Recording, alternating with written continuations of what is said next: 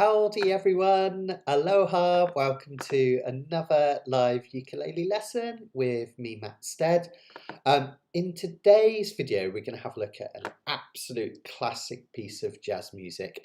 We're going to have a look at Duke Ellington's Caravan, which is just an absolutely fantastic piece of music.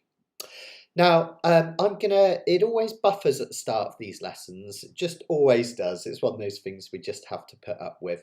So what I'll do, whilst it's settling down the internet, I'll do a little playthrough of the piece so you can have a listen.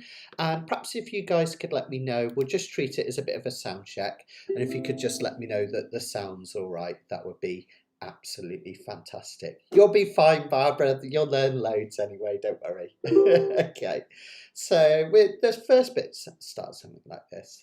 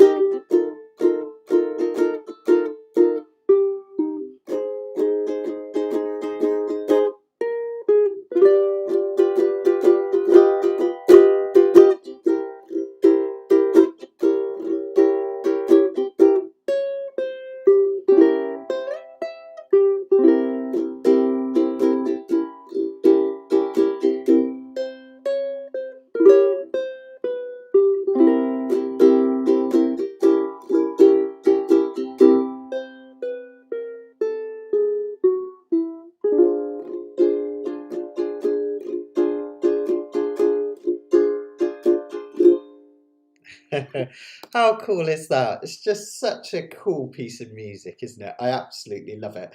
I'll talk to you a little bit about it, explaining it in a minute. And Barbara raises an important point. Hi everyone, I'll bring you all on screen in a minute, guys. I hope you're all keeping well. Don't worry if it's a bit beyond your ability, some of the stuff from today. It might scare you half to death, that. Bear in mind I've been practicing that a lot this week and I still made a few errors, so, you know, we're all friends. But you don't have to play it that fast, and everything that I want to give to you today is all about kind of principles of playing. So we're going to look at things about scales. Even if you don't touch a ukulele today, you're still going to learn about minor scales and all sorts of things like that. We'll learn some really interesting strumming techniques and how to pick out melody notes as well. So as with all these things, they're kind of a means to an end, so you can take your time with it and don't try, you know, strive for perfection, but by all means, don't be scared by it at all. I'll talk you through it one tiny bit at a time, and you'll learn loads of bits and pieces as we go. So there's still time. If anyone hasn't downloaded the sheets, they're still available. The links are in the description and in the comments at the start as well. So we've got a fully tabbed version. I'll bring it up on screen, but it's always quite hard to follow on screen because obviously it can only go so big. But it'll look something like this. You've got one page with the melody, and then we've got a page with the chords as well to create a type of chord melody. So yeah, so that's Caravan. So it's really interesting. Caravan, I think part of the reason that I'm so passionate about this song I just think it's fantastic, is it kind of melts together Duke Ellington's two styles. So the start is very kind of, it's quite exotic sounding, isn't it? And it kind of makes me think of North African music, particular kind of Moroccan and Algerian music, particularly the use of that the melodic minor scale, which we'll see in a minute. Again, don't be scared, I'll explain all that. So it starts with this very exotic sound, which is what Duke Ellington wanted. And he does a similar thing on Black and Tan Fantasy. It's got that kind of edginess to it, which is really, really lovely. And then it's like in the second half, he completely switches, and it goes to a real classic kind of swing, which is just like effortlessly cool, and it kind of echoes what was to come with the swing era.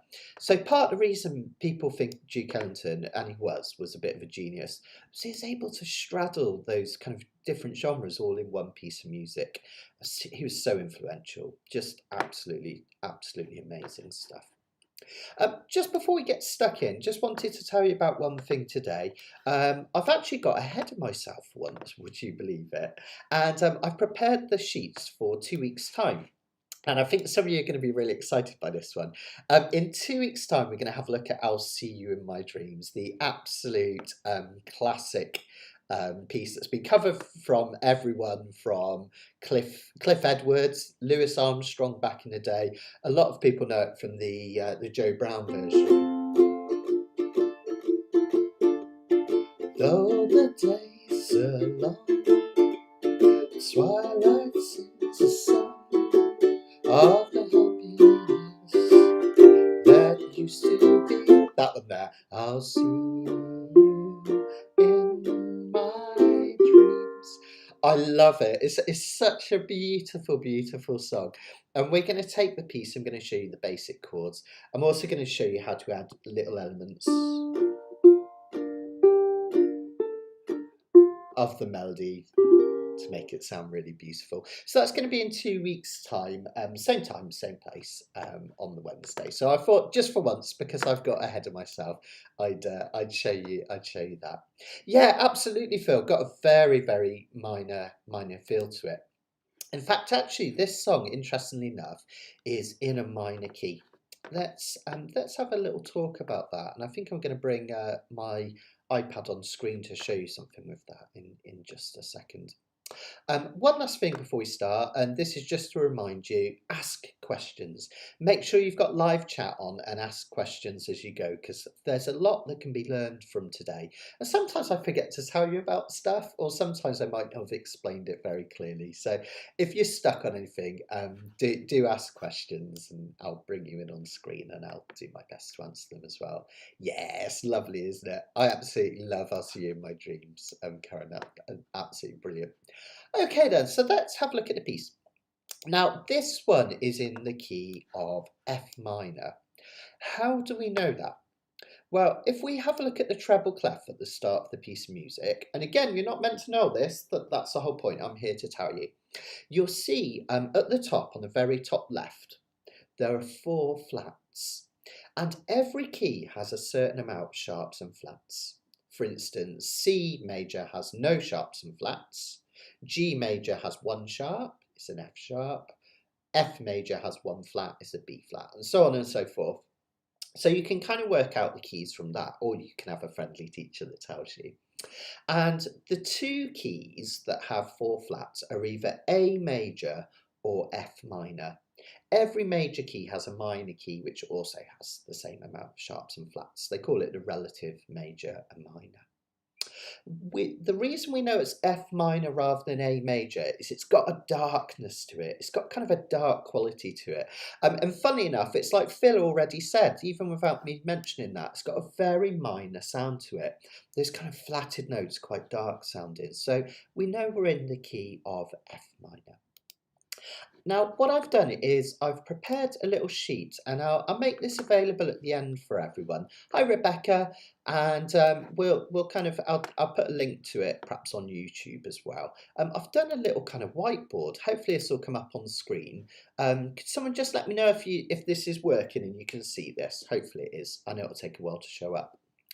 What I've done here is I've written out the key of F minor so that you can follow it. So notice at the top we've got those what we would call the intervals, or you can think of it like a scale formula if you want. And the interval for a natural minor scale is whole, half, whole, whole, half, whole, whole. Okay, I like to remember it with a kind of mnemonic. I think that's what you call it, isn't it? Where we assign kind of words to those. So I know it as when hot, why won't he wear white? That's how I remember it. When hot, why won't he wear white? And for the major scales, you can kind of change it around. Why won't he wear white when hot? So you can kind of swap it around. But that's the intervals. What do we mean by that? We just mean we start with a note, say we're going to start with F because we're doing the F minor scale, and you just apply these steps. A whole step means 2 notes, which is 2 frets. So the first part of the F minor scale goes F to G, which is a whole step or 2 frets, and we can see that on the sheet. Notice that the next step is a half step. We have G to A flat. So this time, let's actually play this, guys. Let's do it. Grab your ukes. Let's actually play it. I'll go back to the start again. So let's start with an F note, and we'll play the first fret of the E string. Just pick everything today with your thumb. Keep it really, really simple. Then we have a whole step up to G, which is your 3rd fret. The next one, as I say, is a half step. We're going to go up to A flat. So this one's worth trying to remember. That 4th fret is A flat. Then from A flat, we go up another whole step to B flat. Now we could go up 2 frets and play the B flat hit there, but let's do it here. We'll play the 1st fret of the A string. Okay. So whilst I'm on screen, we've got F, G, A, B flat. Then we carry on up. We have another whole step to C. We can do that here, C. The next one is a half step up to D flat, which is, whoops, wrong angle, this one. And then finally we have another whole step up to E flat, which is way up here at the 6th fret. And finally we have another whole step to finish off, which gives us F at the top here. Where are we? Keep going to the wrong angle. So I'll play that through and you can play it with me, okay? And I'll send the sheet out afterwards, as I say, so you can scribble it down, but I'll send it out. F, G, A flat at 4, B flat, C, D flat, reset up here to the 6th fret for E flat and F. So that's your F minor scale.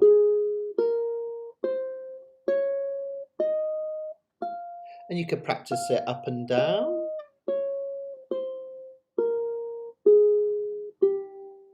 Notice it's quite dark sounding, isn't it? And that's where we get that kind of that darkness from.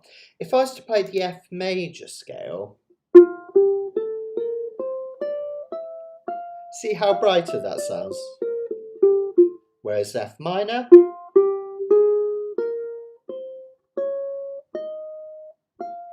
really nice, isn't it? And kind of got a kind of dark quality to it. Now, actually, what Duke Ellington loved to write in was something called the melodic minor. Did you know that there are 3 types of minor scales, basically? A lot of musicians, when they started using these scales, and bear in mind, major and minor scales weren't really put into use until the 18th century, and really kind of popularised in the 19th century. So before then, most people were writing in things called modes. We won't go into that because that's a whole different thing. But in terms of our kind of musical history, they're relatively recent. And when people started using this minor scale, they kind of found a problem. That last gap from E flat to F is quite a big gap. Now, if I was to play the F major scale, bear with me, it's all lead somewhere, I promise. Notice when I do an F major scale, these last two notes are next to each other, and our ears love the sound of a half step resolution going from this E to the F.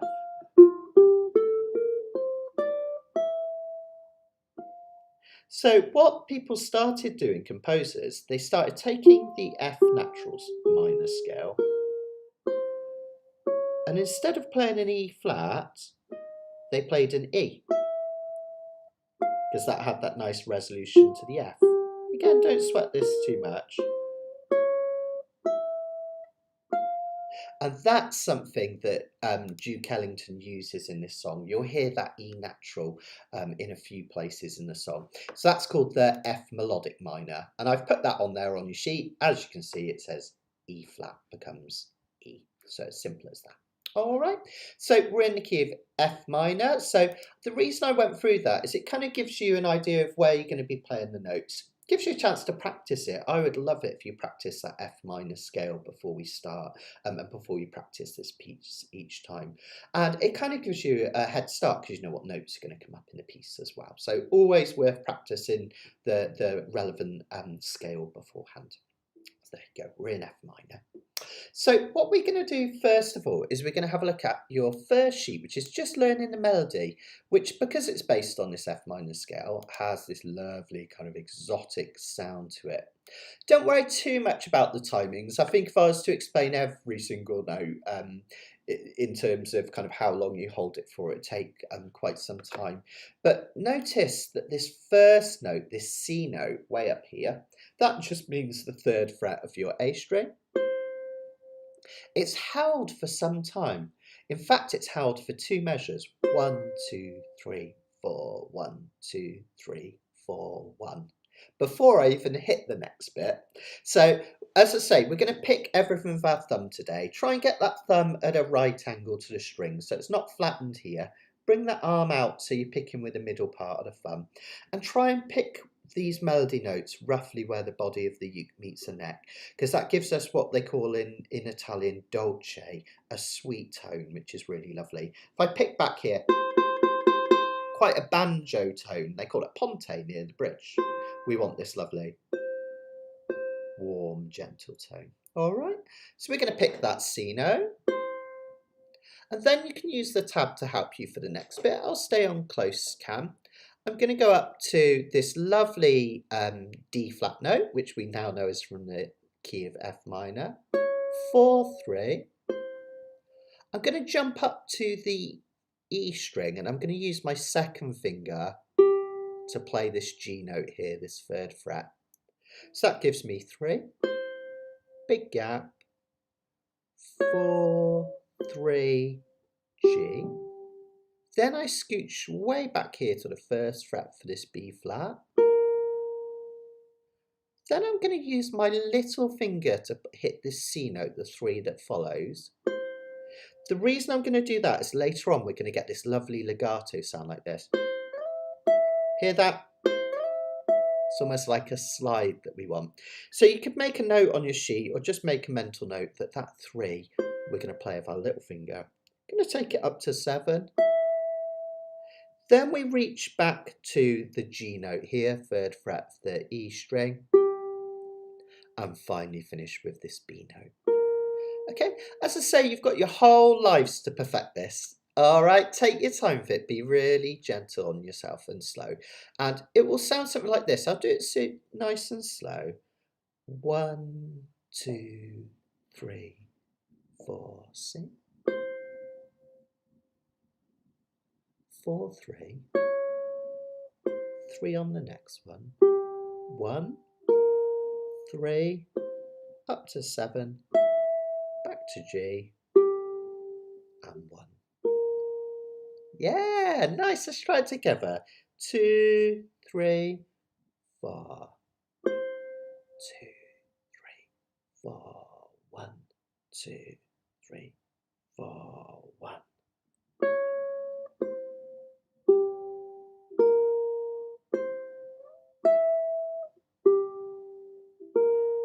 Isn't that lovely? I just love this melody. I'm going to rhapsodize a bit on this song because I just love it so much. After that, the next section, which kind of is these last kind of phrase here in this first line, we kind of wiggle around on 3/4, 3/4, C, D flat, D flat, like this.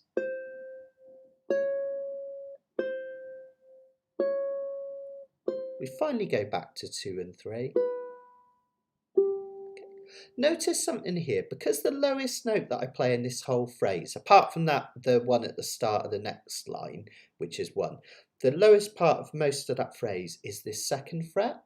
So I like to start using my 2nd finger here at the 3rd fret, because then I can use my strongest fingers. I can pull back to this, and then I just finish here on this one. Let's try that. Come in after 2, 3, 4, 1. You'll see what I mean. 2, 3, 4, 1.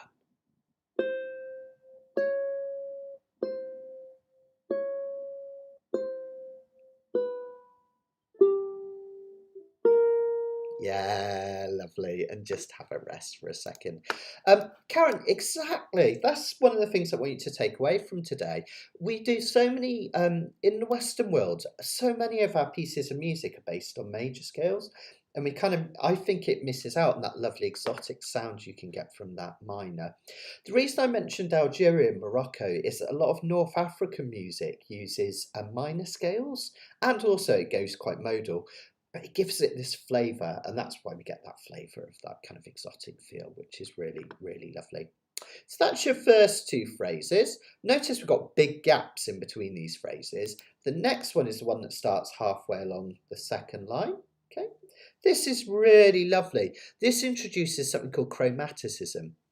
Chromaticism is just, you get all these fancy pants words in music, don't you? And I love to demystify them if I can. Chromaticism just means we use notes outside of the scale. And you can kind of see that. You don't have to read the notes, but you can see, if you look at those notes, that there's lots of sharps and flats. So we know we're using notes from outside the scale. And the other side of chromaticism is when you're playing it on your uke, you'll quite often find that one note follows the next in terms of frets. So we're going down in half steps rather than whole steps. That's what we have here. This is a lovely, lovely little phrase where we basically come backwards chromatically like this.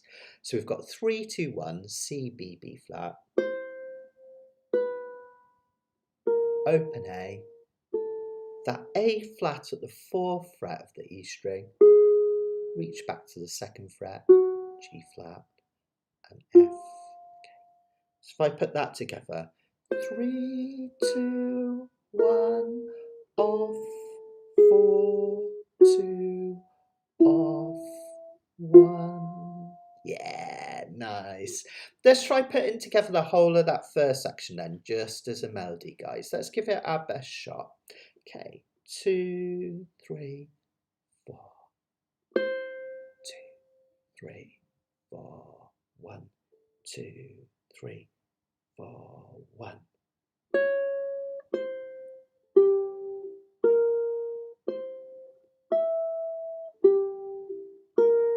2, 3, 4, 1, 2, 3, 4, 1.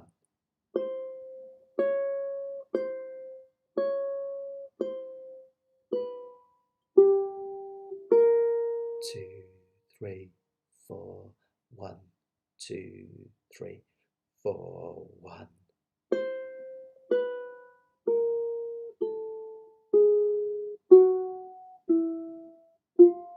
Yeah, well done, everyone. Let me know how you got on with that, guys. Hopefully you managed to follow that reasonably well.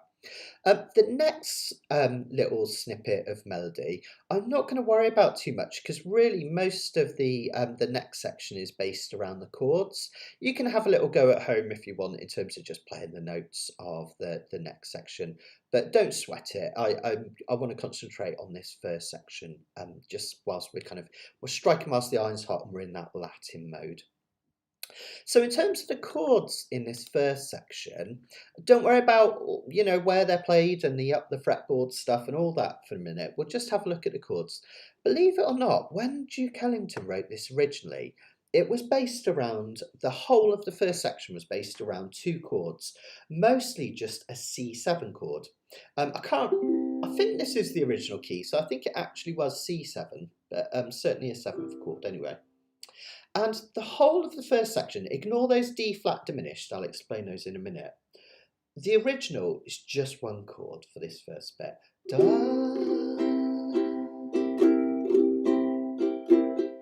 Da, da, da, da, da, da, da, da, da. One chord. Da, da, da, da, da, da, da, da.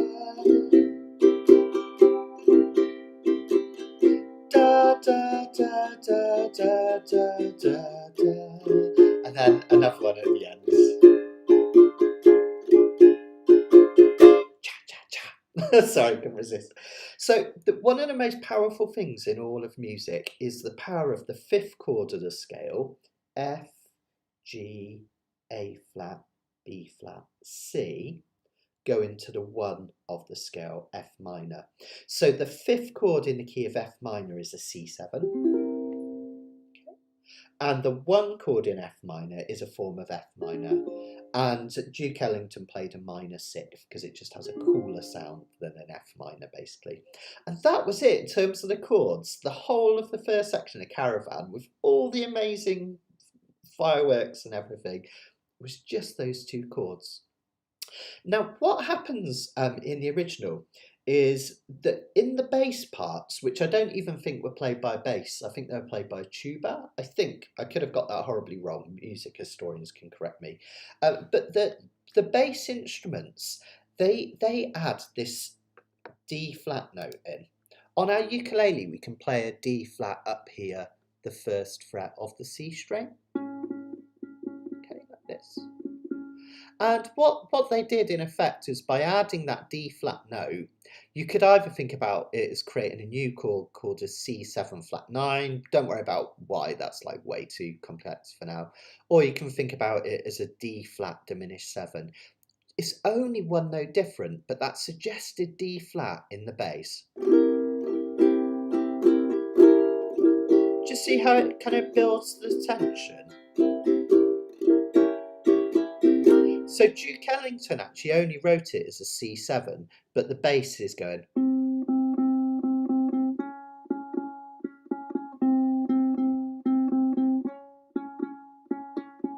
Okay, I'll get to your question in just a minute, Karen. Just so you know, I've seen it. I'll grab it in a second. So what we're going to do is we're going to have that flavour in there by playing that D flat diminished chord on every other measure. It's a really simple chord to get because mostly it's just adding this one finger. All right. So if you want to just kind of get a feel for this first section in terms of the chords, ignore the kind of the chords up the fretboard. Let's just play a C7 here. And then we'll practice going to a D flat 7 by adding this finger here. Now the rhythm is Latin and it sounds fancy, but it's basically just a calypso strum, otherwise known as an island strum in ukulele playing. It's just that down, down, up, down, down, up, down, down, up, down, up. You could tap it out on your uke if that's new to you. And I like to think about it phonetically like this. Walk, running, and running, walk, running, and running, walk, running, and running. And we can do that as down, down, up, down, down, down, up, down, down, down, up, down, up. Okay. A lot of people struggle a little bit with that that kind of pattern because you've got the 2 ups. My little bit of advice, if you want to learn it slow, is to put in a little windmill after the first up. I'll show you what I mean. Down, down, up, windmill, up, down, down, up, down, down, down, up. See how it keeps my time? Down, down, up. And even fast. Down, down, up, down, down, down, up, down, up. So that's something you can experiment with. If you find that really difficult, just strum straight H, just downs, and that will be fine for now, and you can come back to that calypso when you've got it. So just the chords, if you want to play along, will sound like this. 1, 2, 3, 4. D flat, add that one. Off, on, off, on, off, on, and then we go off, and then we've got our F minor 6. This is this shape. You can play it two ways, beautiful sounding chord. You can either bar the whole of the first fret, like this, add a second finger here to the second fret of the C string, and your ring finger down here to the third fret of the A string. Or because that's the area of highest tension on your uke and it's quite tough, some people prefer to do this, which is what I like to do. It's almost like I've taken a G chord and I've moved it up towards my nose and over, and then I just put my pinky down. I find that a lot more, even though there's more fingers, I find it easier to push down, so that's the one I do. So let's try that one more time. I'll sing the melody. I can never do it exactly right because those chromatic notes always catch me out. But we'll try playing it, just the chords, all right? Join in with me. 1, 2, 3, 4.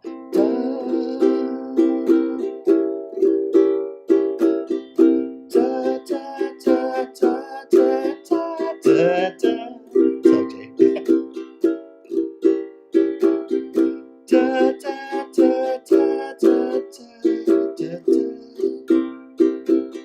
Now just C7. Da, da, da, da, da, da, da, da. That one will take the most practice.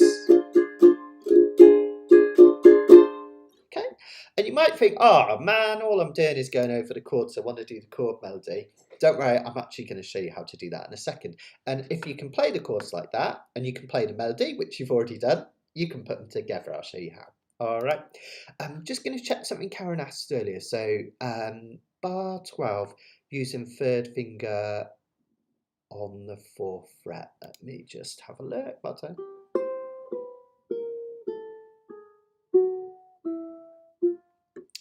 Yeah, you've got two options there for that one. I would probably actually use my pinky on there, I think, Karen. Just allows me to stretch back. Because then I can do the 2 with my second finger.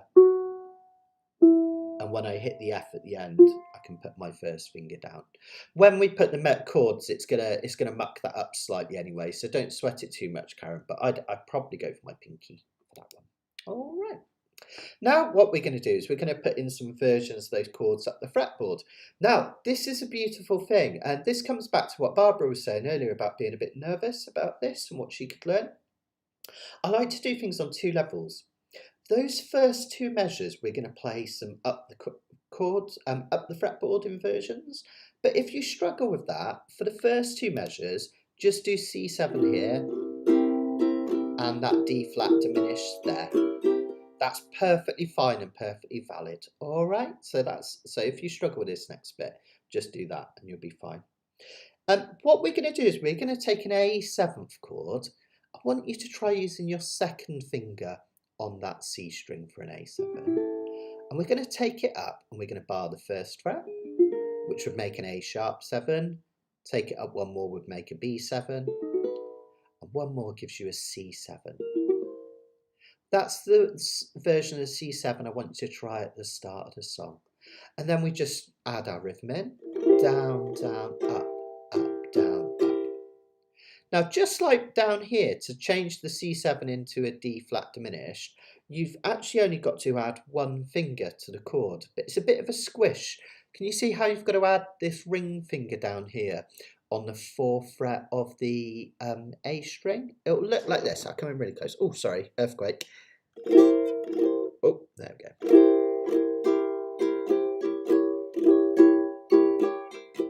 Notice how I have to tilt back slightly to allow that finger to come in. I'll do that again. C7, D flat diminished, and back. And that's your opening two measures. Now, because I find bar chords, I've only got baby hands, I've always found this, and I like playing hard tension strings just to be hard on myself. I actually prefer to, rather than doing that for the D flat diminished, I like to go to a 4-finger one. Even though it means a big change.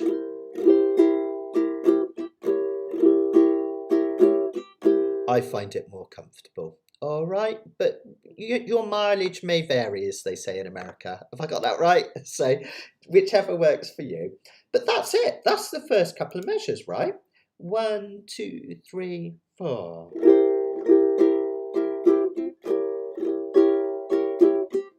Then we stop there on that next C7 and we introduce the melody, the 4-3 D flat C, G, 3rd fret of the E.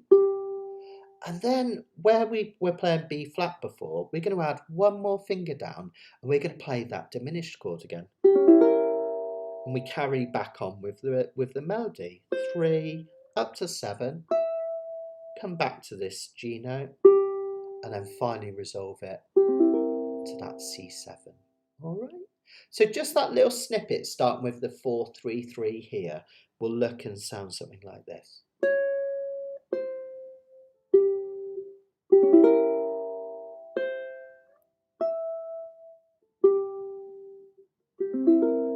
Try it with me. Come in after 3-4-1. 3-4-1.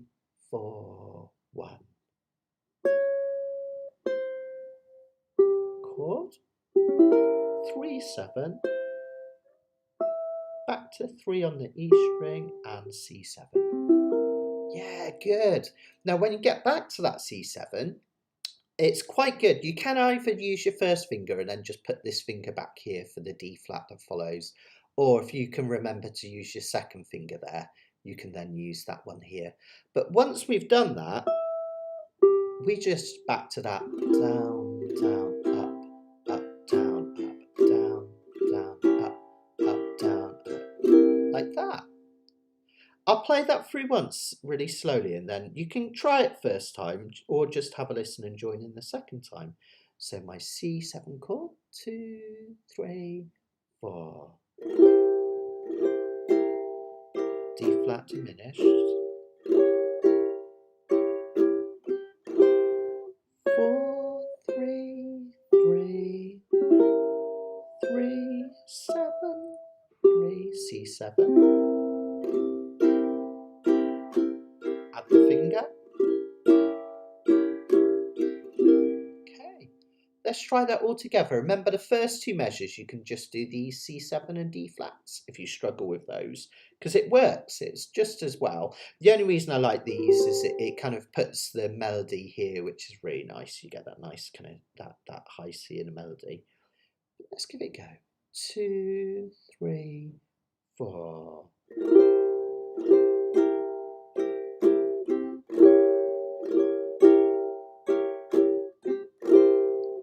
4-3-3 chord, 3, 7, G, C7.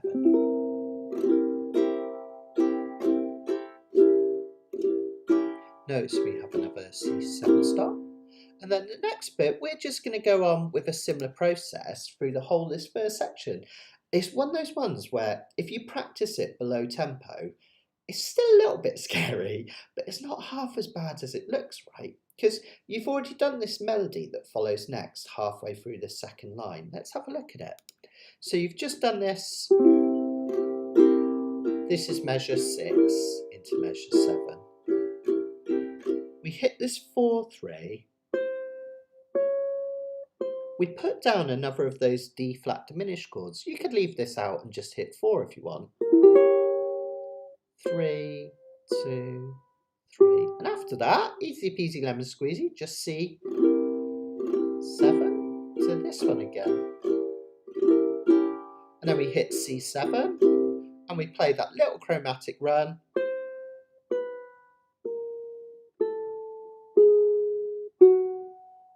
We go into this G shape, get those 3 fingers in first, little finger down, and there's our F minor 6 at the end.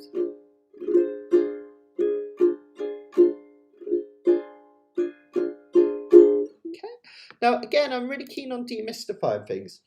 It'll take a while to learn this, and I might have said it. I think I'm going to break my records and say this a million times, but be patient with yourself and go slowly. I say it all the time, but I really mean it. If you take it way below tempo, you can put this together easier than it looks, because anytime there's a block of chords, you're going to just do that calypso strum. And anytime there's a break in that, just hit these melody notes with your thumb. Occasionally we've got to put a chord on, like here. Whoops, see, I go wrong sometimes. And then when I'm back to chords, back to calypso strum. That's all it is. And then another break. And so on and so forth. So let's try, now not everyone will stay with me here, but let's try the whole of this first section then, really, really slow. And the best thing to do is practice this super slow and then just increase the tempo a little bit each day. Here we go. 1, 2, 3, 4.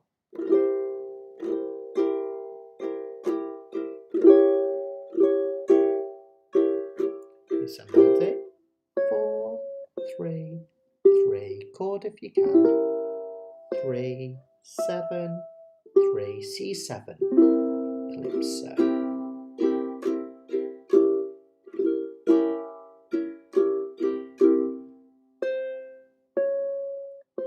Chord if you can. 3, 2, 3, C7. Add the D flat. And then that lovely run. 3, 2, 1, off, 4, 2, off. G shape up here, little finger down.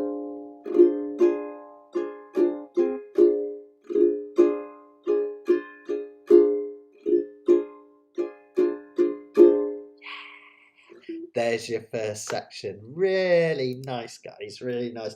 It's such a cool melody, isn't it? It's just so brilliant.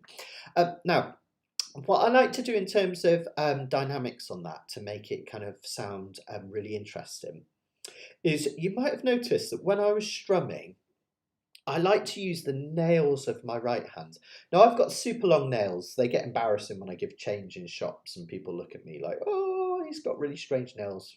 But I kind of like that for the shrillness that it gives, or the warmth when I'm finger picking. But you don't have to have long nails.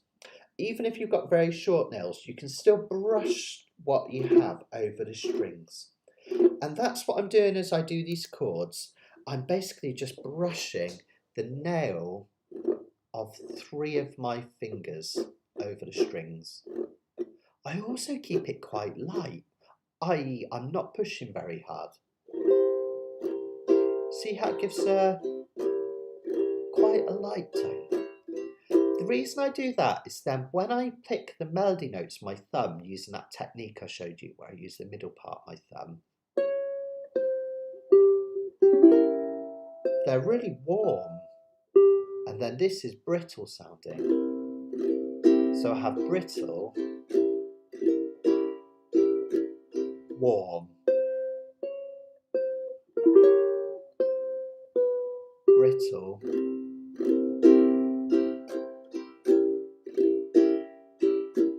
warm.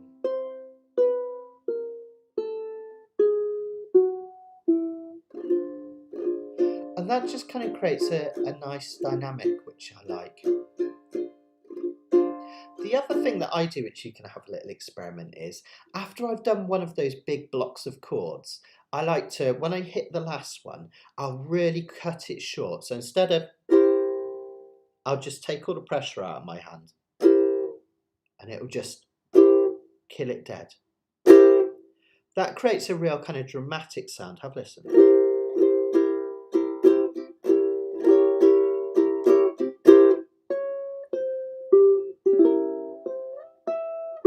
I'll do it here as well.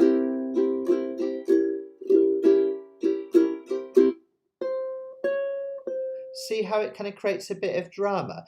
The other nice thing is it gives your fingers chants to get in place for the melody notes that follow. So it kind of serves two purposes, which is quite nice. So have a little experiment with that. That would be a really good thing to do.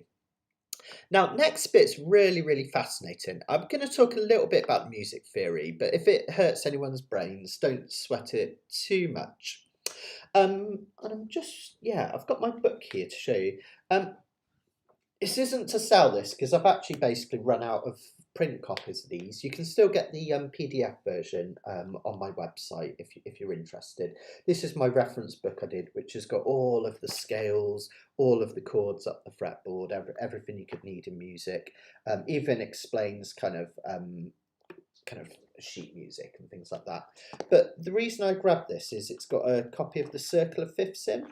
And the Circle of Fifths is a musical construct. It's an arbitrary thing. It's a human construct where we place notes in a circle a fifth apart. So from C to G, if I go clockwise, is a fifth apart. What do I mean by a fifth? It just means if I count upwards, C, D, E, F, G, G is 5 above C. And the next one, sorry, I should have got this on screen really. G to D is the next one. There we go, I'll come in that side. G to D is the next one. G, A, B, C, D, 5 again. And basically, the reason this is useful is that jazz musicians love to play backwards around the circle of fifths. And that's because chords love to resolve down to a chord that is 5 below it, basically. So an E likes to go to an A likes to go to a D likes to go to a G, and so on and so forth. And that's exactly what's happening. We're starting this section with an F. We're playing it as a dominant chord because that makes it even more want to move. We're doing an F7. Then if we have a look at the next chord, if I go to the next page, we go into a B flat. So we've gone backwards. Okay. Then the next chord is an E flat. I've gone backwards again. And then from there, I go back to an A flat, which is backwards again. And then finally, you'd expect to hit a D flat would be the next chord that we would expect to hit. But we have something called the tritone substitution. I forgot the word there for a minute, which is where we play a chord that is a tritone with 3 whole steps above the one you expect. Again, I think that's too much theory for today. If anyone's interested in tritone substitutions, I've got a video about that on my uke theory website course. Sorry, my brain's gone. So you can check it out there if you want to. But yeah, it's basically the whole of this section. We're going backwards around the circle of fifths. You've seen me do that in other videos. And then instead of going to D flat at the end, we've got tritone substitution, which is the G7. And the reason that G7 is there is because at the end of that section, you go back to the start, which is based on a C chord, and G is 5 above C. That's why he's done it. Basically makes you want to go back to the start. So the thing is, he kind of largely bases this next section. There isn't much melody to it. It's mostly based on playing chords. The first thing to note before we even look at the chords actually is that the rhythm's changed and we've got a swing rhythm. So we've gone from this lovely Latin rhythm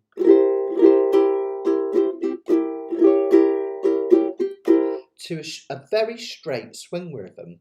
And the way we're going to get this beautiful straight swing rhythm is we're just going to do down strums 4 times a measure. We're not even going to worry about the melody for now. So that'll sound something like this. Don't worry about the chords for now, but just so you can hear the kind of feel for it.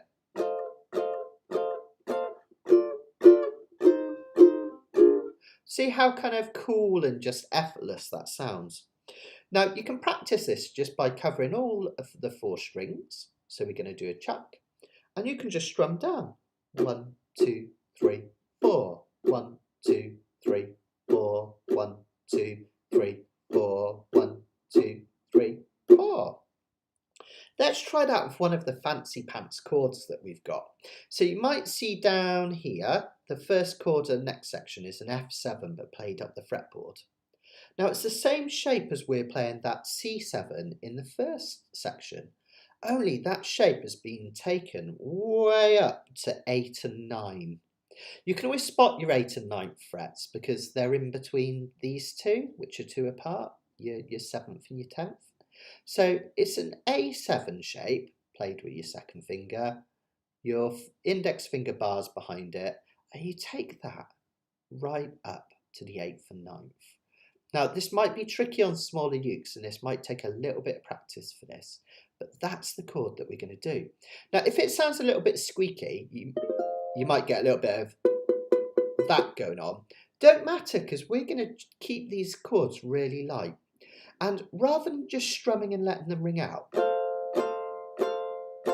we're just going to squeeze and release this shape. It means you don't have to press the whole time. You just press every time you strum. The easiest way to think about it is like you're squeezing a lemon. 1, 2, 3, 4. Only instead of squeezing a lemon, you're squeezing the fretboard. Oh, that's a little bit too squeaky for my liking. That's better. So basically, just every time you strum, squeeze the fretboard and then release the tension. You don't actually take your fingers off the strings, just release the tension. And each one will sound like this, as opposed to this. Okay, so that gives us like that. Then we go back to an F9 chord. Now, you can play this 2 different ways. You can either put your index finger on the 4th fret of the G string and then 3 fingers in a row like this. Okay? I call that version like a waterfall of fingers. 1 there and 3 down here. Okay. Or you can do a big sausage, little sausage, I like to call it. I like to use my 3rd finger to cover the bottom 3 at the 5th. And my 1st finger only needs to, don't feel you have to do a bar with this one. It's just reaching up to this 4th fret.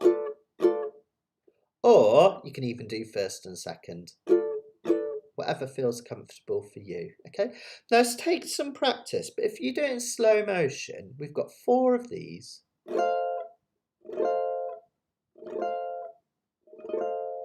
2 of these F9s.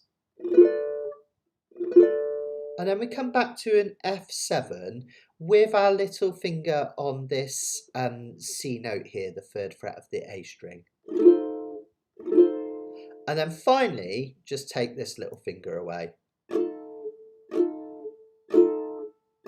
Okay, that's basically it. We go 1, 2, 3, 4. 1, 2, 3, 4. Take that one away. 1, 2, 3, 4. And notice at the end, we lift this finger off and put it back down, just at the end of the line. You can see it in the chord diagrams. Now, you don't really even have to play those little melody notes. You'll notice there's a little C melody note. It's a little 3 on the 2nd measure along there after those F7s that you can play. The way I play it, I don't even hit those melody notes. Your ears kind of hear them anyway. So you can completely ignore those if you want, and that will sound like this. I'll do it fast, then I'll do it slow.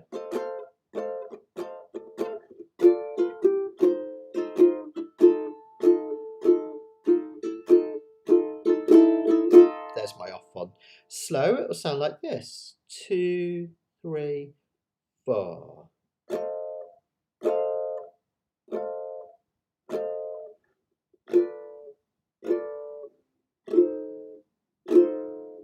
Finger off. And then off and on with this index. Okay, that's it. If you want to be fancy pants, you can put those little tiny individual notes in if you want. If I go slow motion, I'll show you what I mean. That will sound something like this.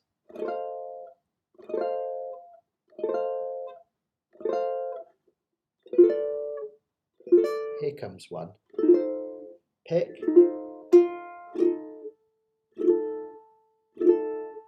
Here comes another.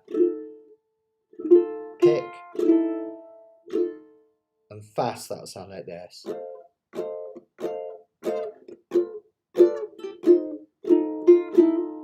Whoops. Just adds like a little essence of the melody, but I wouldn't sweat those. I think it sounds great without them, frankly. I put them in there because they're part of the original melody, so I'm being an anal arranger and I've put them in there. But you don't have to play. You don't have to play those, and just practice that super slow. Go way below tempo and just bring it up a little bit each day, and you'll get there. And you'll notice it will give you a whole different feel from that first section, which is brilliant. We're nearly there, believe it or not, because there's quite a lot going on in this last bit, but it's really easy to explain. So you've done really, really super well, guys.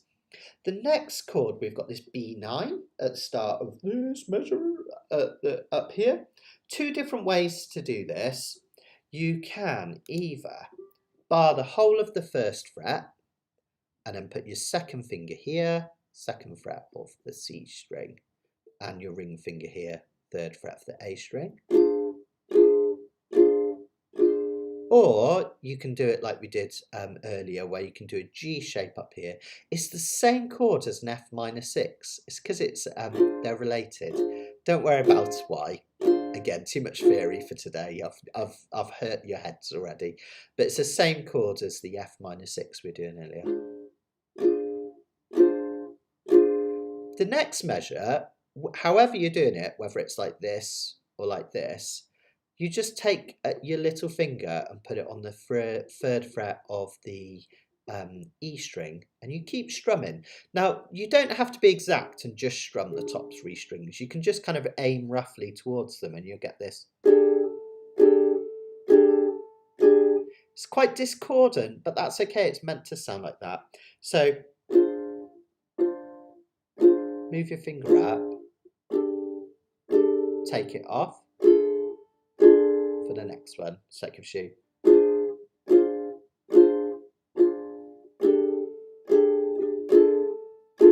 And then you put it back down on the third.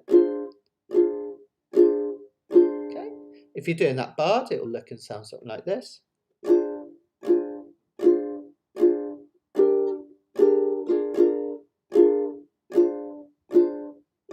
Not too bad, right? Then we have my favourite part of the whole song. It's just fun, this next bit, okay? We start, this time we do a B flat 7. This one you kind of do have to bar, really, to get it to sound good. This is the next line. And we do 2 of those. And then we just take that shape.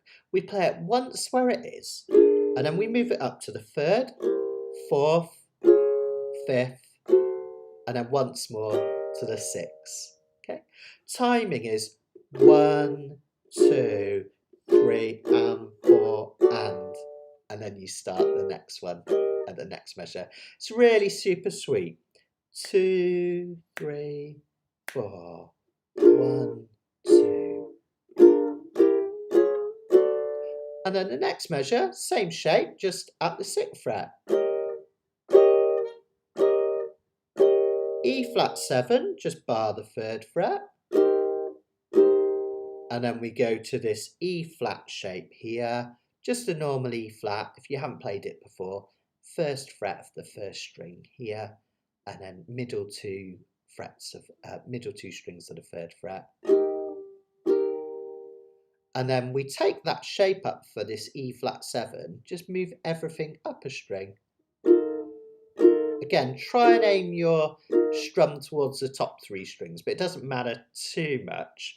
So that bit will sound like this, from those 3s, E flat, just move it up towards your nose. Again, there's a single F note, melody note there in there, isn't there, which would sound like this. Here it is. You can kind of add that in if you want. I'm not that fussed, I just tend to leave that out. Again, it doesn't really feel like it needs that. All right. What I want to do then is let's go from measure 21 really slowly. That's the start of the 2nd page. Super, super slow. That's this shape. 2, 3, 4. Bit slower than that actually. 3 and 4 and finger up, off, back down here. B flat 7, up Up it goes. Here. 3rd fret, E flat, take it up towards your nose. And then for the last line, we just play it 2 more times. I do hit these 2 notes, 3, 3 on your middle 2 strings. Then we've got another awkward chord, but I'm going to show you an easy peasy lemon squeezy way of playing it. I'll show you the hard way first. It's an A flat, which is basically just an F shape taken up to the 3rd fret. That's the true way of playing it if you want. So that's start that line and sound like this. 3, 3, we take it up here.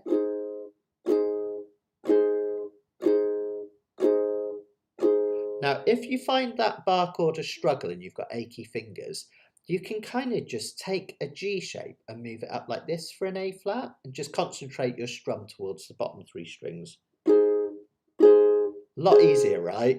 So that's totally fine. That last line, you'll start like this. 3, 3. Just take a G 1 fret higher.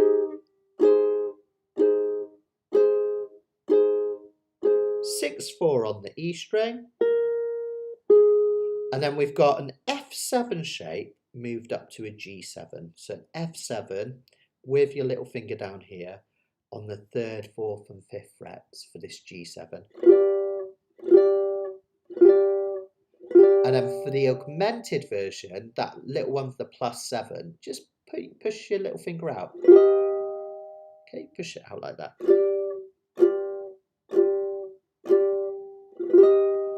And then that takes you back to the start. And you've done it! You've done the whole of that second section. Now, that's going to take loads of practice, right? Bearing in mind, I didn't play it perfectly and I've been practicing this for a couple of weeks. Really, really take your time with that. Just enjoy it. Go super slow and then bring the tempo up. What I'd like to do is have a go at that whole of that second section. So it starts measure 17 on your second page, all right, where it says swing. Let's have a go. I might have to pause ever so quickly as I turn the pages, but we'll go slow anyway. So remember, we're going to do this shape up at 8 and 9, okay, to start us off. Let's give it a go.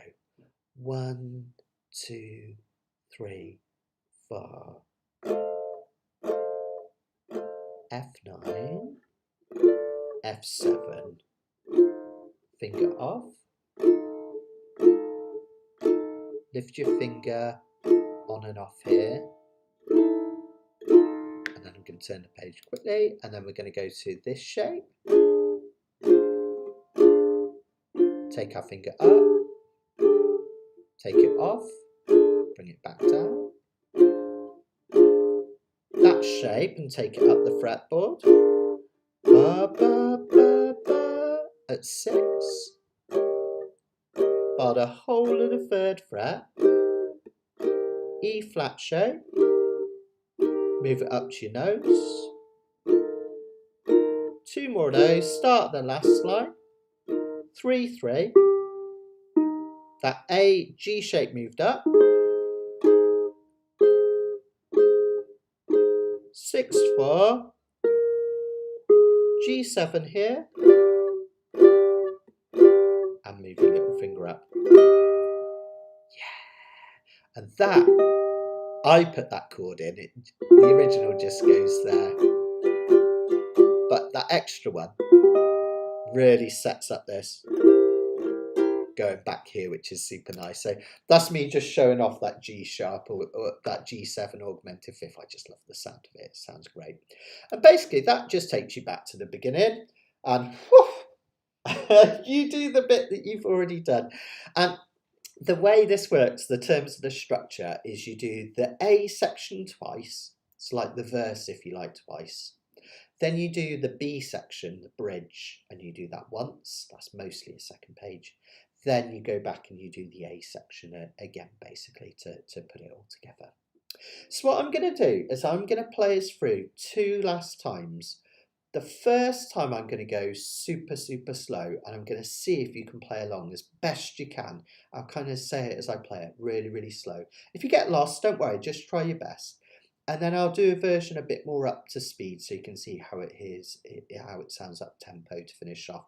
And then I'll stick around for any questions as well. All right, so let's go super slow.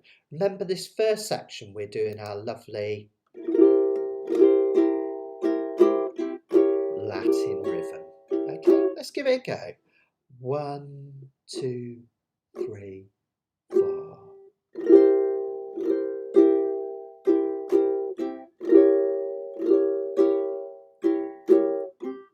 Melody, chord, 3, 7, G, C7. Add the finger and off. Next bit of melody, 3, 4. Chord if you can, or just hit 4. C7. Add that extra note. One more C7. 3, 2, 1. Off. 4, 2. Off. G shape up here. And F minor 7.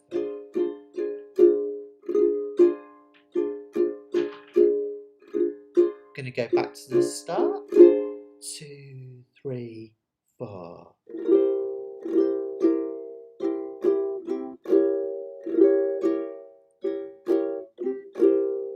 4, 3, 3 chord.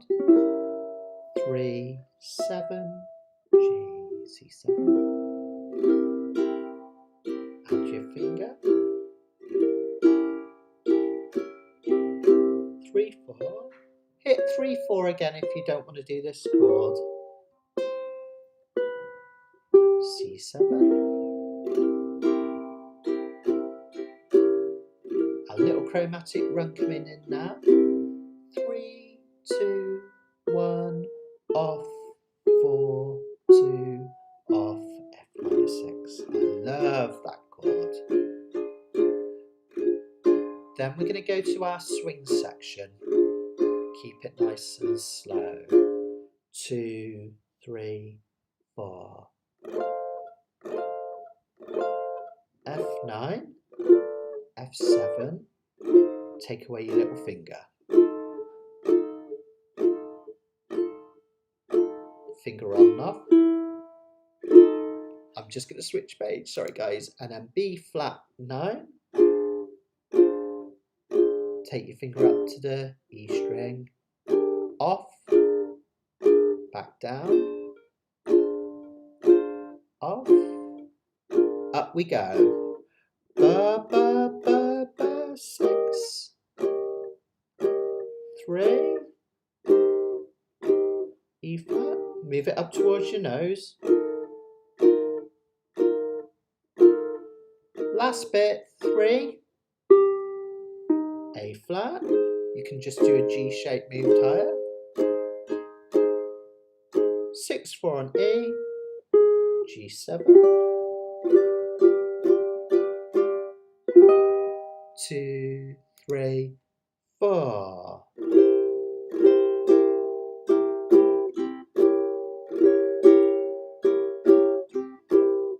4, 3, 3. Up to 7. C7.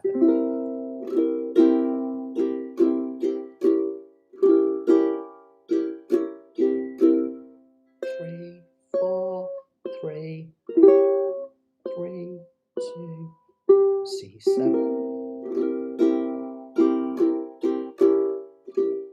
And off. 3, 2, 1. Off. 4, 2. Off.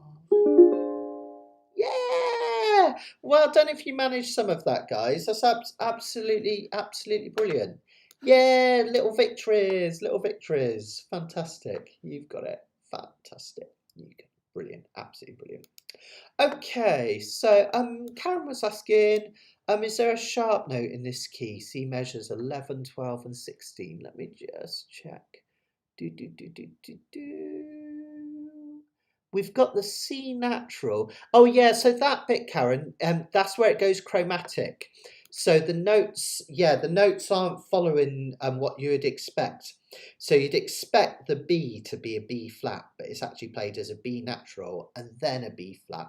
So that's the bit where it goes outside the key, chromaticism. So it's a bit unusual, that bit, but really sweet sounding though, really, really great. Okay, let's try that with speed. This is just for fun. I'll take this off because then you can see what I'm doing better anyway. And won't be able to make the switch. So I'll look at my sheets over here. But just so you can kind of see how it sounds a little bit more up tempo. 2, 3, 4.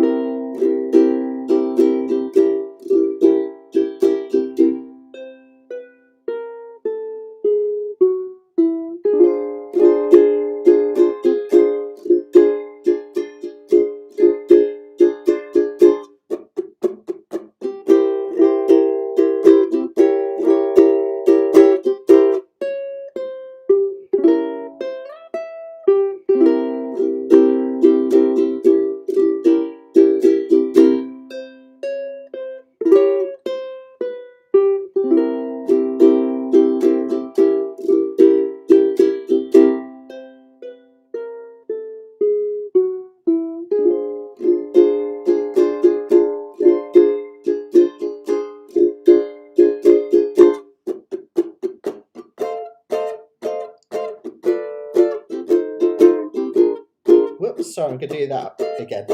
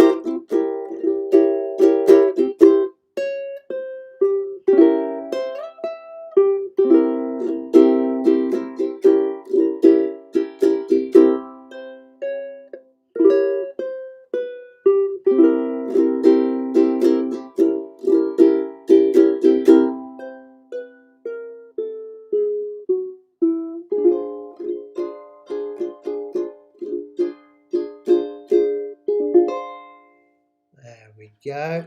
Now let that be a lesson to you. I did a boo-boo in the second half. I lost where I was and I can remember which chord to go to. So that proved that for me, I'm still a bit on edge playing at that tempo. I'm not quite ready yet. So I should really, me personally, should be slowing that down a little bit myself and practicing it. And that's a lesson to you. Let my errors be a lesson in itself. If you're going kind of at a tempo and you're making mistakes, it doesn't mean you can't play it. It's not something you should sweat about.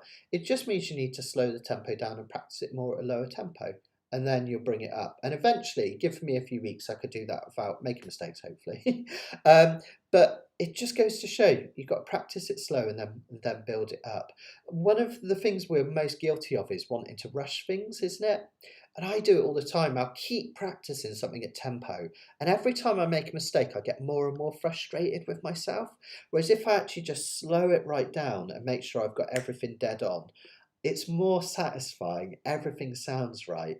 And then when I'm ready to bring it up to tempo, it sounds much better. So that's what you need to do. Practice slow. And I'm going to do that as well. I'm going to slow it down myself over the next couple of weeks and then see if I can get it to sound really, really sweet.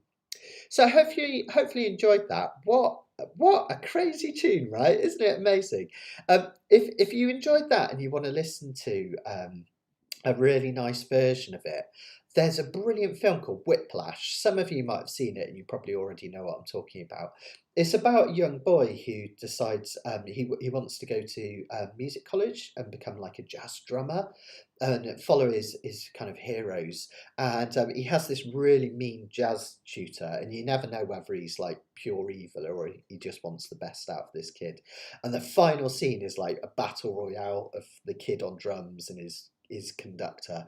And it's just amazing. It's like an 8-minute version of Caravan, just like mind-blowingly good with the most incredible drum solo. So even if you don't watch the film, you can find that climax on YouTube. So look it up. It's called Whiplash, and it's absolutely fantastic. So see if you can find it for sure.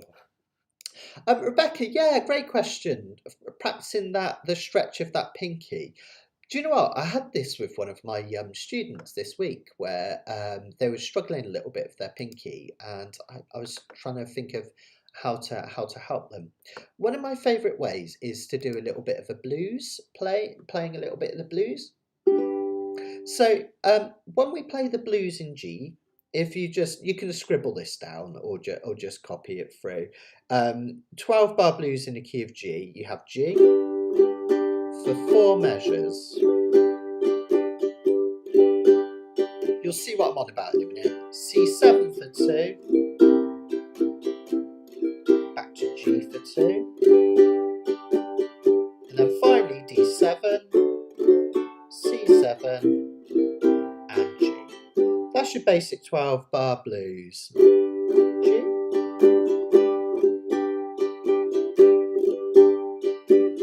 C7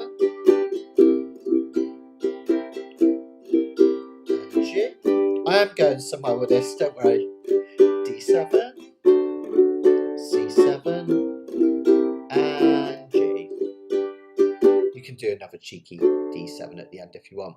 Well, one of my favourite ways to practice this, rather than doing something really dry, is to use your little pinky and add some kind of extra notes. So you can add the C note here for a C sus4, and you can add the 5th note here for what's effectively a G5.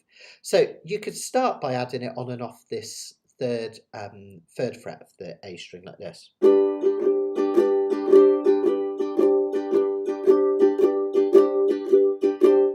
could do the same when you do C7. Actually, use your little finger, it's good practice.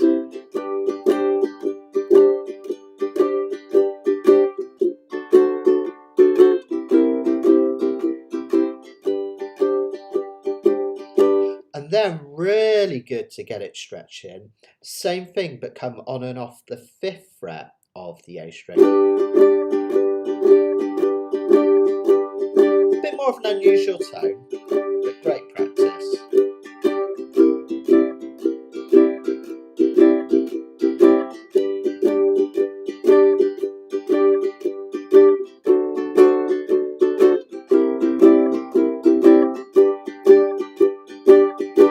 Notice that I'm keeping my finger quite straight. I'm not moving this hand and bending it, just using the kind of the pinky here.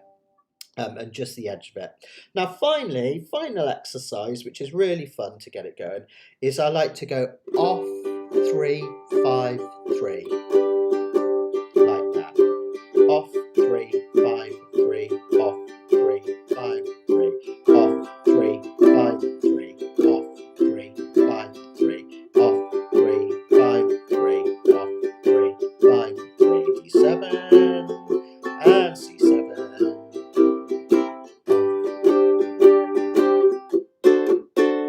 So it's a fun way of basically doing it, Rebecca. So you're practicing, I should have brought that on screen so you knew what I was on about.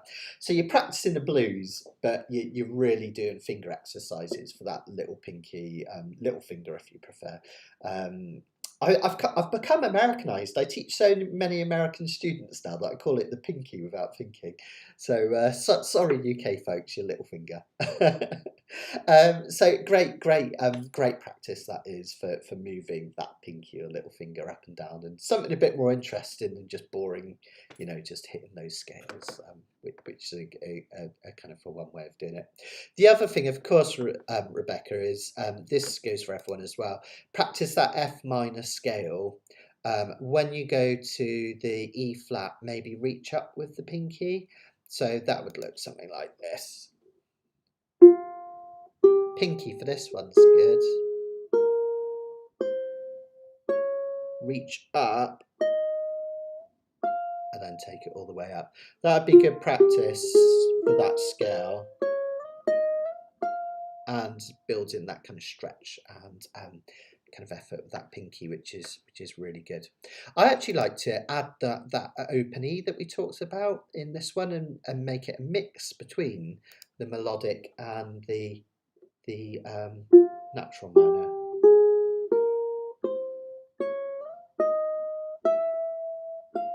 Which is a nice way, because that's what Duke Ellington is doing in this piece. So yeah, have loads of fun with that. If that was quite a taxing one, guys, just to remind you, next fortnight we are going to be doing I'll See You in My Dreams, and this is way easier. All right. So if you found that one like crazy hard and you thought, I'm never doing one of Matt's things ever again, please come back, because I'll See You in My Dreams is particularly easier. Still sounds great, but it's a lot more gentle than Caravan. But it's good to push yourself every now and then, isn't it? I think it is, for sure. And that was pushing my abilities, as you saw in that second section. Really good to kind of really push your playing and see what you can do. Don't forget a couple of things just whilst I'm waiting to see if there's any questions coming in. My new book is out, so if anyone's interested, this is fingerstyle ukulele. I've made arrangements of 10 original ukulele pieces, and some of them are quite long. We've got short ones that are only a page long, but some of them are like 6 or 7 pages, so some really kind of meaty arrangements to get yourself stuck into. And they're arranged for both high G and low G, and they come with the song notes as well, explaining how to play them. So if you've kind of ever wanted to do a bit of fingerstyle ukulele, but you've never had the kind of you've never been confident enough to do it, this will help you. We'll get you doing that. And I've also launched this as a course on my website, mattsteadukulele.com. You can go visit my website, and I've got 5 courses on there already. Beginner's ukulele, intermediate, next steps, uke theory, which is all about ukulele music theory, and then playing up the dusty end, which is all about taking those chords and melodies up the fretboard. And I've started to take the pieces of this book and create a bespoke course. So it's going to teach you how to do fingerstyle. We're also going to add some songs that aren't in the book, that will kind of develop other sides of your fingers style playing, so like picking and singing at the same time as well as chord melody. So that's in construction already. I've done the first 5 videos, so you can either just follow them as I build it each week. I'm going to do 1 or 2 videos each week, or you can wait until I finish the whole thing and do it all in one go. It's your call. You're meant to spend 1 or 2 weeks on each lesson ideally anyway, so you could join now, and obviously I'll always be one step ahead at it in the next one. And so yeah, that's all available on the website, mattsteadukulele.com. Check it out.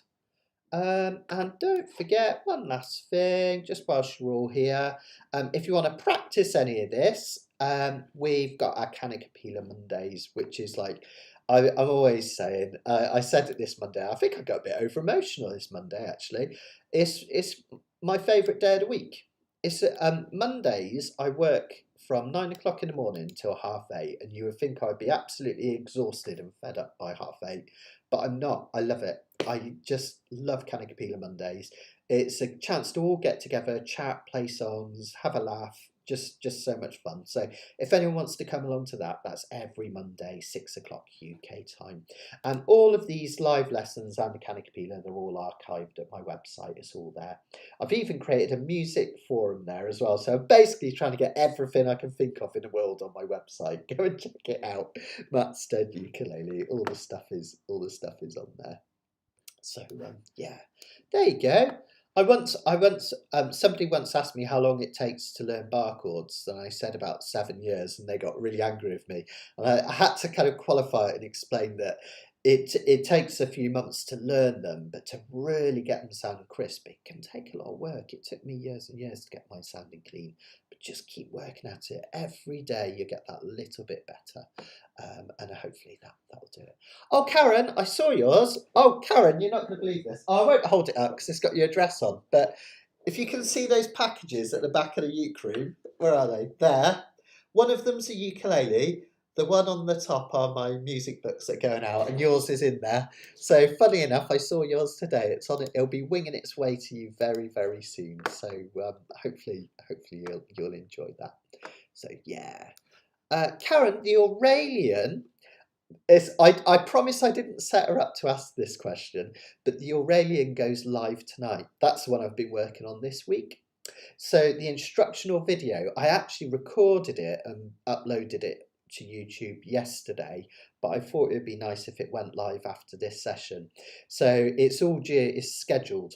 So at 5:15 tonight, check my YouTube channel and the instructional video of the Aurelian will be on there. It's actually already on the course on the website. If you're a subscriber, you can go into the website, go into your courses, and go for the fingerstyle course, and it's already on there, the full instructional video on the website. But it'll be going live on YouTube tonight as well, so it's already there. All right, so yeah, cool. So have a look at that as well tonight. Cool. All right, well, I'm going to love you and leave you, folks. So see you again in a couple of weeks for the next live lesson, where we're going to be doing I'll See You in My Dreams. And I'll see you in my dreams.